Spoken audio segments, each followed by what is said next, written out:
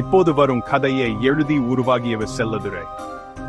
ஐய நாடா ஜானகி அம்மாள் கல்லூரியிலேயே பணியாற்றுகிறார். கதையை பார்க்கலாம் பாருங்க. கணக்கியல் என்பது பண்டகால மெஸ்படோமியாவில் பொருட்களை கண்காணிக்க பயன்படுத்தப்பட்ட களிமண் டோக்கன்கள் இருந்து இன்றுள்ள அதிநவீன டிஜிட்டல் அமைப்புகள் வரை பரிணாம வளர்ச்சி அடைந்துள்ளது. இந்த துறையின் முக்கிய வளர்ச்சி 494 லூகா பச்சியோலி வெளியிட்ட புத்தகத்தால் ஏற்பட்டது. இது இரட்ட பதிவு கணக்கியலை தரப்படுத்தியதுடன் நவீன நிதி பதிவுகளுக்கு அடிச்சலமிட்டது.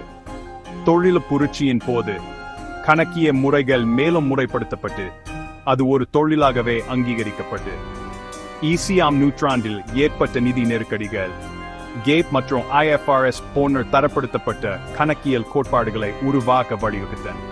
இன்று தொழில்நுட்பத்தின் வளர்ச்சியால் தானியங்கியமாக்கல் மற்றும் தரவு பகுப்பாய்வு போன்ற அம்சங்கள் கணக்காளர்களின் பங்கை வெறும் பதிவாளர்களிடமிருந்து மூலோபாய நிதி ஆலோசகர்களா மாற்றியுள்ளன.